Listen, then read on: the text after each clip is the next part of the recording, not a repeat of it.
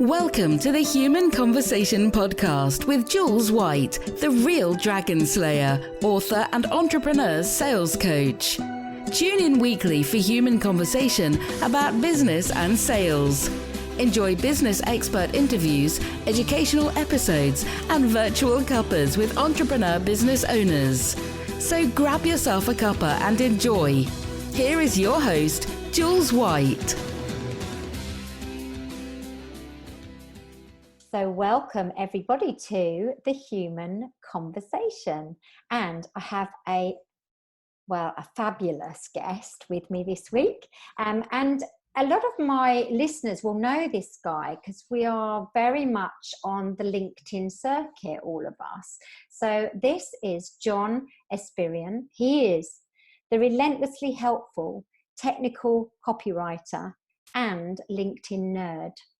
Hello, John. Hello, Jules, and thank you very much for having me. Oh, it's really nice to have you on my podcast. I know we have talked about doing this for a little while. The horrible viruses got me over Christmas. I think they got you too. But we are here and we are chatting. We're having a human conversation. I want to know everything about you. So I'm going to start at the beginning. And I'm going to ask you, what was it that you wanted to do when you left school? Oh, blimey. Well, that's going back a while. I originally thought I wanted to be a biochemist, actually. But I was told at the time when I was choosing my A-levels, I was told, no, you're not going to get the grades for that. You're going to need so-and-so and so-and-so, and you're not going to get that. And then I got those grades and more, to be honest. So I could have gone down that route. But in the end, I decided to do what I was best at the time, which was maths. I didn't really like maths in university, and then subsequently I discovered writing. But I think I always thought I'd do something with computers, but of course back then no one had the internet access, so working on a computer was a little bit unusual when I was in school. But these days it's like every single job involves it. Don't you think it's interesting how we are told that we are not going to do something, or we are not able to do something? And actually, that can be really detrimental to us, especially when we're young, because we could actually believe that. You went and got the grades, but was it because at that point you almost decided that's not something you could do, so you went on a different path? Well, yeah, I mean, the teachers said, you're not going to be able to do this. So I thought, well, all right, well, they'll know better than I do. So fair enough. My mum wanted me to follow in her footsteps and be a doctor. She was a GP. But I was squeamish. So I don't think I could ever really have gone down that route. But yeah, so I just believed what I was told. I suppose that's the innocence of youth, isn't it? I mean, these days, if someone told me you can't do this, I'd probably think twice and go, I can, I'm ready to, work hard, do my research, this, that, and the other, and get there. But back then, yeah, I just received wisdom, and then you just go down a different route, don't you? Yeah, you do. And I think my sort of journey leaving school, I left school at 16, John. I wasn't academic at all. All I wanted to do was get to work and earn some money. And I told my English teacher, who I was really scared of, that I had got a job in NatWest Bank at the tender age of 16. And he turned around to me and he said, job for life, that is. And it was that moment where I thought he really hated me, and actually almost confirmed that he was actually quite proud of me at 16 years old, But, it's not a job for life, and it wasn't a job for life. And yet, the attitude back then was that you should stay in a job for life. And it's interesting how it's changed, isn't it? Yeah, definitely. Well, I think these days, more and more people becoming self-employed. If you can take control of your own situation, that can be your job for life. If you're willing to, if you've got enough of a direction and enough of a motivation to really work hard and make it happen. And it makes a massive difference when that paycheck that's coming in is because of your efforts. It really motivates you to keep doing that thing. So for me, I would never hop back into that old way of working at a desk job or whatever. I'm more than happy being boss of myself. I mean, and I always say to people, I am totally unemployable now. So I'm really hoping I don't have to go and get a job ever again, John. Same here. Yeah, absolutely. But look, you've gone to uni. You took maths at uni, you mentioned. Yeah, I took maths and computer science, and when I came out, I ended up working as a software and hardware tester and being a quality control kind of person. What ended up happening, even though I didn't really like English in school, is I had to look at all these difficult to read user manuals and working out what buttons meant and why things weren't working. And I ended up being the guy who would explain how stuff worked to the people I was around. When it does this, what it really means is this, this, and this. And they go, oh, right, I get it now. And I had to listen to people's phone calls in call centers, and I had to read people's terrible emails that they'd send to customers and go, don't say that. Why not say this? They might not complain then. And all of those things turned into me editing and reviewing and writing content. Again, this is kind of just in the early days of the internet. And then, of course, a lot of us got made redundant, and I couldn't get an interview. My daughter had just been born. I thought, well, really, I'm going to have to just try and make a fist of this myself. So I did. And very thankfully, I managed those first difficult few months, and I'm still here 10 years later doing the same kind of thing. That's really incredible. I know a lot of the people who will be listening have probably started their businesses more recently than 10 years ago. So Yes. Actually, you are a pro at this, John, having gone through that many years, because it's no mean feat. You will have seen a recession or two, wouldn't you? Yeah, well, it was just the horrible times around then, where lots of people were losing their job, and indeed mine went, and that work was thin on the ground. But thankfully there wasn't as much competition, I suppose, in the self-employed space. But having said that, it's not as if I really properly started with a good business head, because I'd never run a business. I didn't know what it took. I just knew that I was desperate and needed to do something. So I had a very, very basic website. I didn't have any social media presence of any significance for the first 5 years of my business. So it's, to a lot of people, it would have seemed as though I didn't exist. I wasn't around. So it took about 5 years before I started creating regular content and having a presence on social media. And then in the last few years is when it's really escalated. And now I get pretty good engagement on my stuff on LinkedIn, for example. And people will think, oh yeah, well, it's easy for you. You get hundreds of comments on everything you write. Yeah, but it wasn't like that a few years ago. No. And I'm still doing now the things I was doing back then. It's just, I just keep turning up and keep doing the same thing, and eventually people will start paying attention to you. Yeah, that's the bit that no one wants to actually do. No, they don't. And I want to talk about LinkedIn with you, because it's going to be a great conversation, that one. Obviously, that's where we've met, and you are an absolute LinkedIn nerd, as we described at the beginning, and that's meant from a pure place of love.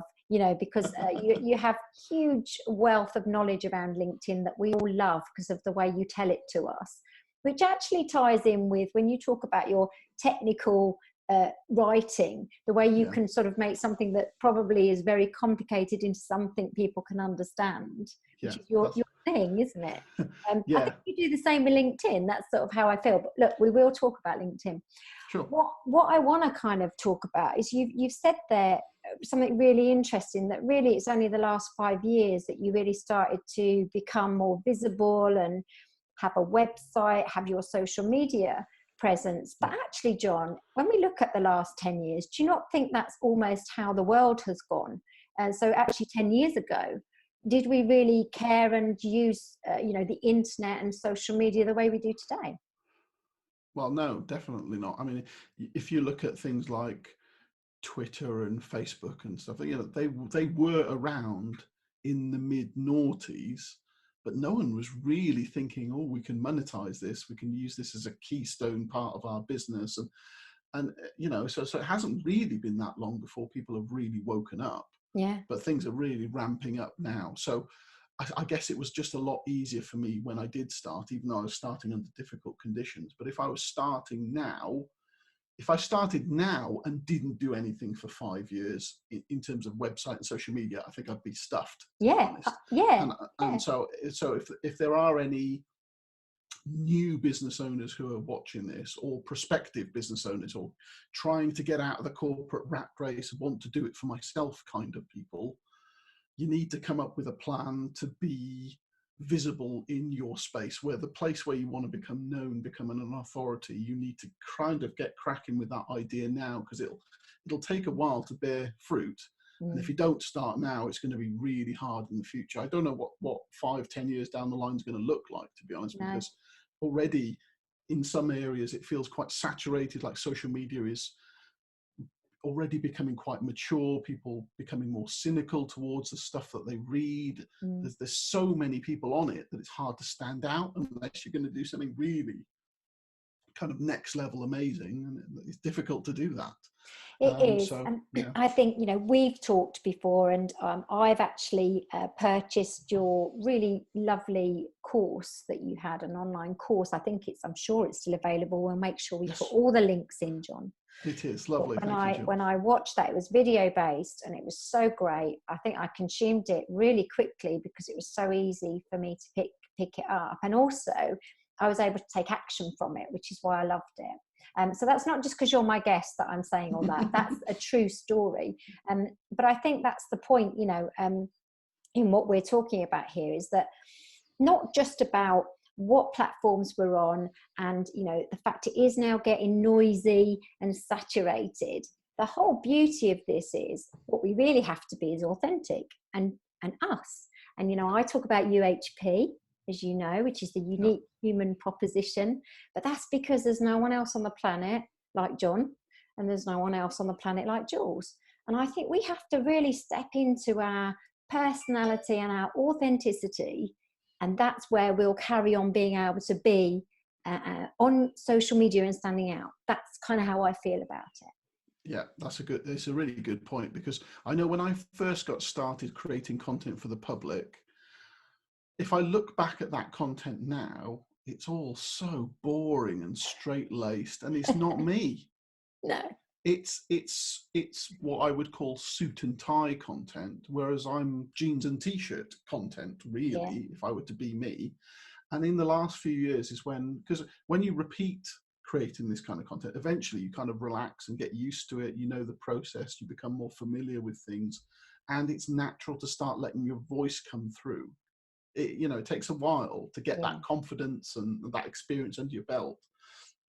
But when you start talking like a real human being, which is such a basic tip, when you start writing stuff that if you spoke it out loud would still sound natural to you, it doesn't sound as though it's written, you could have just said it, then that's when people start to resonate with what you've got to say. So there's a lot of, there's kind of a lot of institutional, educational stuff that you've got to untangle to get there, because we're always taught to, long fancy sentences, long words, these are words that professors would use, and build up to a conclusion, and all of these kind of things that we learned in school that are not really true, because they, in the real world, people just want you to get to the point. And if you can explain it simply, if you can explain it simpler than the next person can, then the people are going to listen to you. And there's all sorts of examples from everywhere, politics being the most obvious one at the moment. If you keep a really simple message and drill that, people will pay attention and believe you, whether you're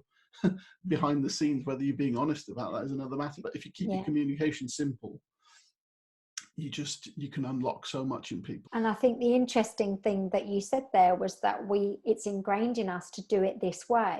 We've been taught it has to be this way. Probably you and I even more so, because we're that little bit older. Yeah. But even in schools now, I've got a 15-year-old son. John, I think you've got children. How old are your children? Yeah, just the one, and she's 10. But even she's being taught things like fronted adverbials, so you get... and no human talks like that. Once you leave school, you're not going to have a conversation that looks anything like that. You're never going to write that either. You're not going to do that in your day-to-day job. So it seems so stupid that you've got to jump through these hurdles just to get through an exam for something so arbitrary that you will never genuinely use in later life. But yes, we do need to do a lot of untangling, and that makes my job difficult, because I'm trying to tell people, forget all this stuff that you've learned. Here we go. I've written some really simple copy for you, and trust me, people like this more than the fancy stuff. Yeah, I love that. And I also think it's the same for me in sales. You know, I'm now saying to businesses, stop chasing the targets and start looking at the relationship with your buyers. And whilst we have, I think, got a grip of the relationship selling, we're still chasing targets. It's still the priority. And actually, we'll hit those targets if we build the right relationships and we focus on the right things. And it's exactly the same as what you're saying with how we're writing copy, how we're putting ourselves out there and being visible. It's exactly the same thing, John. Yeah, well, I think there's so many people who are in, I mean, I'm not a sales coach, but when I see people selling at me, I'm thinking, what the hell are you doing? I don't even know you, and you're just giving me some long screed of text about how you can help me, and could you put me in touch with all of your connections who might benefit from my service? Like, what? Who are you? You know, so I think there's so many people are in need of help from people like you, and how to do it. You know, not at 100 miles an hour. Just talk to people first is a good starting strategy, I think. And the same with you, and how you're teaching us to sort of embrace the LinkedIn side. Okay, so look, technical copywriting, I want to just finish up with this, because this is what you do. Is this your core business then, would you say, to the listener? Yeah, it is, and I've put technical in there because, and a lot of people sometimes get confused by this because they assume it means technology. It's not quite the same thing. When you talk about a copywriter, really, you're talking about someone who sells or influences through words. They get you to buy something, or they get you to support a charity or a political cause. It's all about selling or influence. A technical copywriter doesn't focus on that. They focus on educating and informing and making things really clear and simple in a very neutral way. This is how this works. This is how to boil an egg. You know, it's very kind of perfunctory, simple, goal-based kind of writing, and that's what I specialize in. So if you wanted me to explain how a remote control works, or a boiler installation works, or how a credit card payment system works, these are the things that I'm best at. Or writing an HR policy, for example, because you've got to be clear, factual, there's no kind of emotional bias kind of thing coming into it. So that's what I do. And because a lot of my clients who work in B2B, and a lot of them want quite a bit of privacy around the fact that they use an external writer. And so I can't really talk about those subjects when I do things like, I can't really do normal case studies. I can't really talk about this kind of stuff on social media. Yeah. That's why I've chosen, when I go on places like LinkedIn, to just explain how LinkedIn works, because that's something that demonstrates my ability to explain, and that's really what I'm selling to you. So if you're the kind of person who's got a service that isn't easy to understand, then maybe someone like me could help you elaborate so that we get to the point with your customers and they go, oh yeah, we do need that. All right. I could see why you're the right choice. So a technical writer just does that explaining stuff, which is great for support material, and is just generally good for the kind of person who wants to get educated before they buy. And I think we're getting more of those kind of consumers now. You know, they don't just go, I need to buy a car, let's go down to the garage and see what's available. They'll research everything, and what kind of catalytic converter has this got, and let's compare this and this, and so a technical writer is really good at explaining that stuff in a neutral way. So I think this kind of writing is becoming more popular now. I think it's really interesting to hear you talk about the difference, because I wouldn't necessarily have really known what you've just told me. So it is interesting just to educate us as sort of listeners. I looked at a statistic the other day, John. Now, I'm not big on stats because I like stories, because you know me, but statistics can be quite powerful sometimes. And it said that people are 70% down the way of deciding what they want to buy before they even talk to a salesperson. And so actually the work you're doing is within that 70% to get them to sort of choose to speak to that particular client. Yes, that is, I think, probably the key argument for taking a content marketing approach to explaining how your business works, because you answer every question, or as many questions as you can, that a prospective buyer would have about your business, and you turn them into an educated buyer. And so if they're the kind of person who does their research, which more and more people are becoming like that, then they're more likely to buy from you. It's no guarantee that your service is any better, but at least if you're the person who's explaining things clearly, you've got a much better competitive advantage over someone who doesn't show up, doesn't explain how anything works, doesn't tell you what the price is, isn't transparent about what the problems might be or who might not be a good fit. So all of these things can be explained through good copywriting in general, but yes, technical writing is well suited to it. So yeah, and I think the stat that you mentioned comes from Google's Zero Moment of Truth report from, I'm not sure when it was, 2011 maybe, or maybe earlier. And yes, more and more of the buying decision is being made online, and that means that, you know, marketing and sales is kind of changing, because we're just dealing with so many more educated customers now. You can't lie to them anymore. You can't sweep stuff under the carpet, under the rug anymore.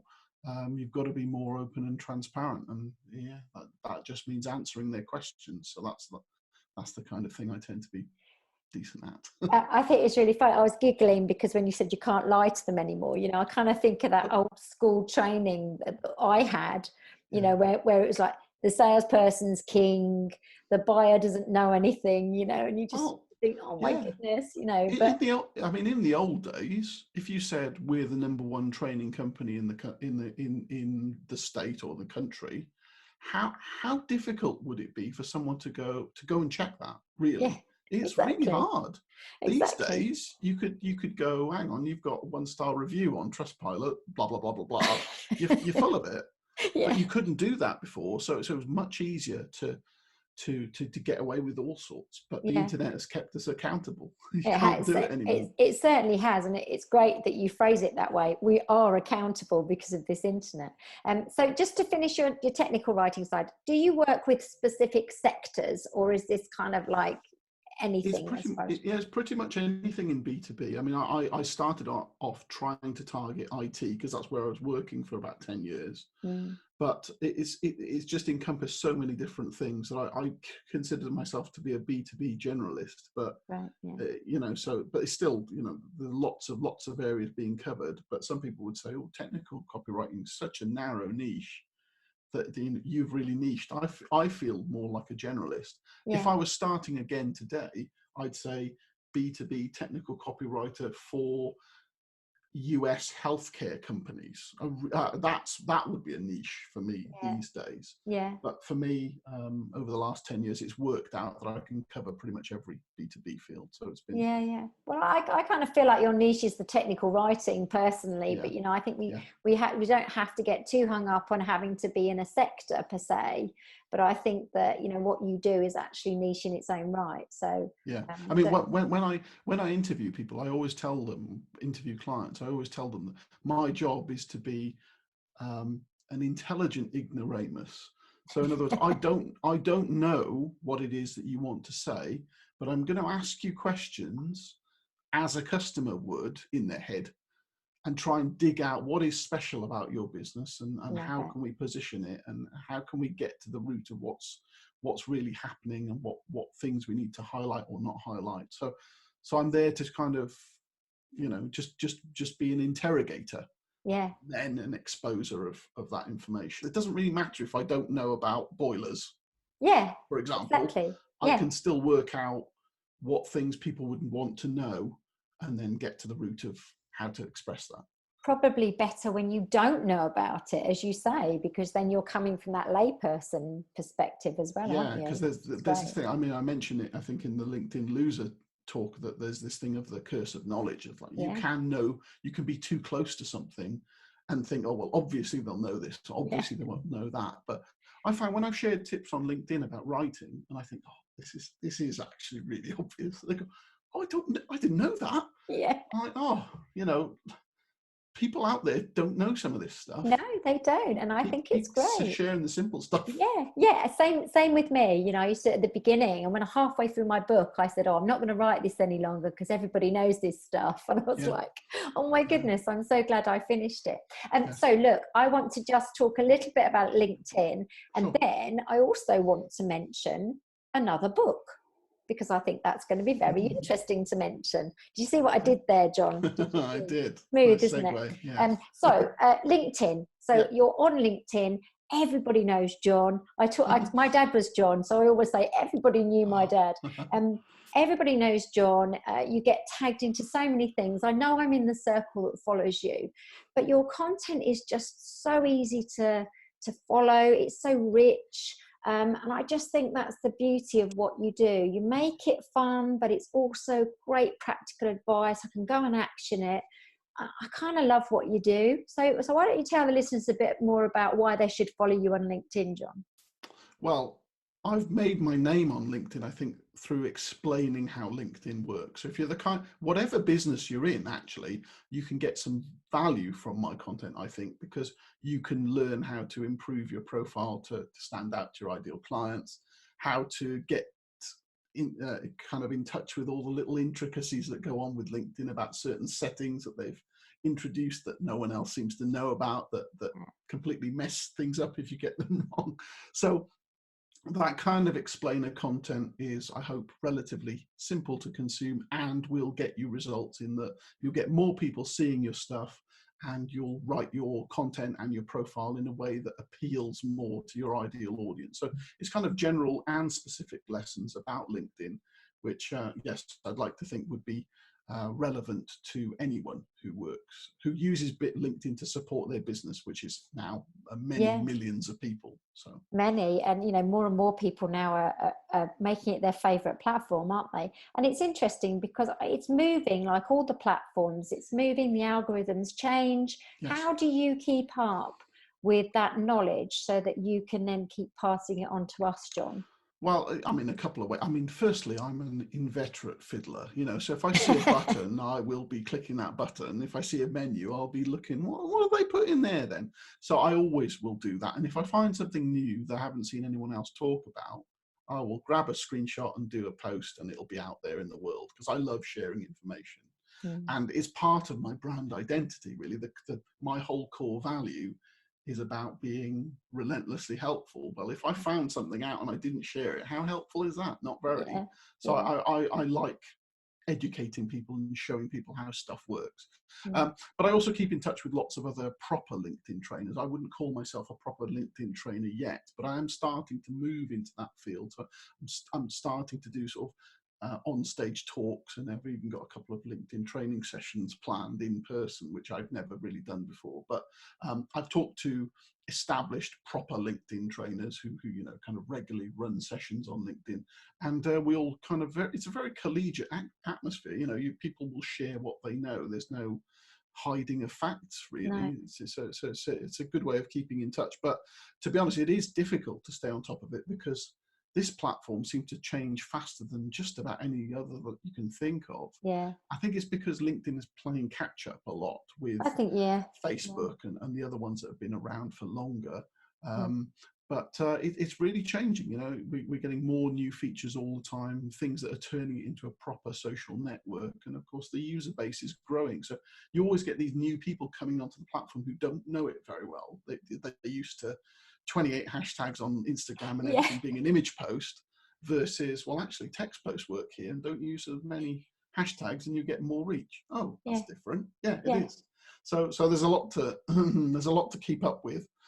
But as I say, I just love sharing that information. If I wasn't making a profit out of being on LinkedIn, I'd probably do it as a hobby anyway. That probably tells you everything, doesn't it? It does. About how sad I am. But I do. You're not sad, John. You're not sad, and we love you, and we love following your content because of the way you do it. And you are very unique. We're all unique, but it's the way you've done it. How about Bitmo, John?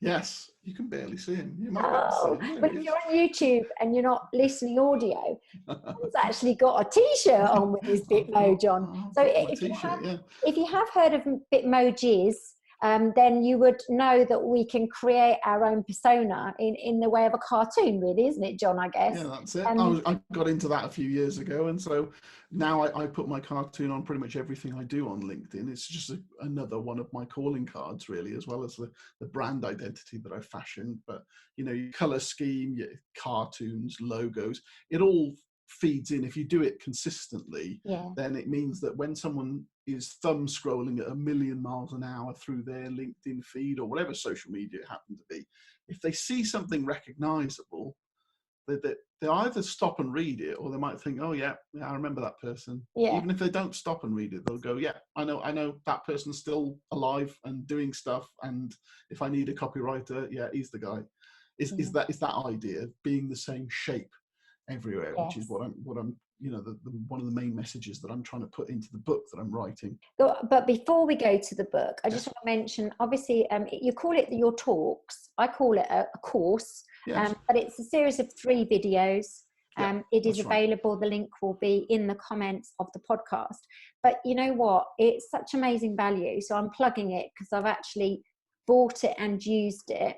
It's fabulous. I think anyone listening needs to just go and look for it and click on the link and buy it because it's great. So then we get the even greater value of the fact that John has written a book. Yes. John, tell us about your book. Sure. Well, the book is called Content DNA. For the YouTube viewers, you can see a preview of it just about there. You've got to watch this on YouTube, haven't you, really? That's yes. The fact. So that it's been written, it's in typesetting stage at the moment, and it will be published at Atomicon, the conference in Newcastle this April. So I'm releasing it as paperback and ebook and audiobook as well. And it's aimed for business owners who want to have better control over their brand identity and the content that they create to try and market their business. Whether they choose to then implement all of that themselves or outsource it to trusted individuals to do the actual legwork is up to them. But it's good, I think, to understand what it means to have a personal brand and to define the shape of that brand and make sure that it is in every single nook and cranny of where your business is and what it does, and also that it's so important to commit to creating content that services that brand over a long period. So whereas I could very easily say, hey, just place some Google ads and place some Facebook ads and you'll get seen, and a very small proportion of those people will buy your stuff, and all well and good. But we don't know what ads is going to look like in some years' time. We don't know how expensive they'll be. We don't know what competition there'll be for them. But what we do know is the moment you stop paying for them, you ain't going to get any visibility at all. And that's bad news. Yeah. But if you commit to the idea of building something of your own, a content library, a content estate, footprint, whatever you want to call it, and keep growing it over time, then if that content is relevant enough to your business, people who are searching for answers before making a purchase of a product or a service will, in time, they will find your stuff and they'll read more and more of your stuff, or they'll listen to your podcast if that's what you decide to do, or they'll watch your videos if that's what you decide to do. It doesn't really matter what medium you use. You just have to use something that suits you and suits your audience. But if you can define a brand and stick at it for long enough, so that's congruence and consistency, do those 2 things and you will create a business whose content will serve it for potentially years and years to come. And there are countless success stories from people who have used this method. I like to think that I'm one of them, but there are plenty of others who've done the same. I have interviewed several people in the book as well who've given insights into how they run their businesses. And it's full of tips on, creating content that actually makes a difference in your business. I'm excited about reading it. I think if it's as good as your online course, your talks, then I'm definitely looking forward to reading it, John. Oh, it's much better than that. Well, that's even better then, you see. That's even better. I think I'd like to just finish with my sort of last question. And it's not one I always ask every person, because again, as I said to you, this is the human conversation. I never really know what I'm going to say, John. But I kind of want to ask you what you want to leave the audience with, kind of a final thought from John, from Bitmo John. What would you tell us? The final thought. Well, I always get annoyed that people jump into sales instead of trying to build relationships. So I would say that the real gold in building your business and especially in today's online world is to just invest a bit more time in getting to know people publicly through things like social media comments, but also privately through things like direct messages. You know, you don't have to be salesy or sleazy to get into someone's DMs and just start talking to them. But I've been doing that for years now, and it means that I've got friends online who if I were in trouble, or if I needed a recommendation for someone, I could always pick someone in my network as a go-to person. And if you don't have many of those people in your network, you've got to just set about finding more of them. So just take some of the sales out of your process and put more conversation into it. And I think that will bear fruit. It will take time, but all of my methods take time, to be honest. There's no quick fix, you know, there's no easy button. But if you invest in relationships, I think that's the best way to build a truly human business. Such wise words. My kind of selling, John. My kind of selling. Exactly. Yeah, we're on the same page there. We are totally. We talk the same language. I knew we would. I've totally loved talking to you on the Human Conversation. And thank you so much for joining me. I hope the listeners have had real little golden nuggets, have really enjoyed following your journey from where you started to where you are now. And actually, I think the really valuable service that you bring in what you do to us as a business community. So thank you for that. And thank you for joining me on the Human Conversation. Lovely. Thank you again for having me, Jules. Cheers. And so for the listeners, we've come to the end of another podcast episode. I'm always a bit sad, but I'll be making another one very soon. You can listen to us on Apple Podcasts, on Spotify, on SoundCloud and Stitcher. So like and subscribe and never miss an episode. Thanks for listening, and join us again on the Human Conversation. Ta-da for now. You've just been listening to the Human Conversation podcast with Jules White.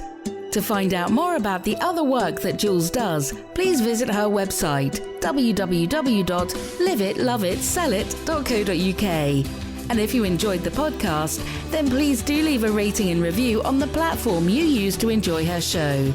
Thanks for listening, and see you next time.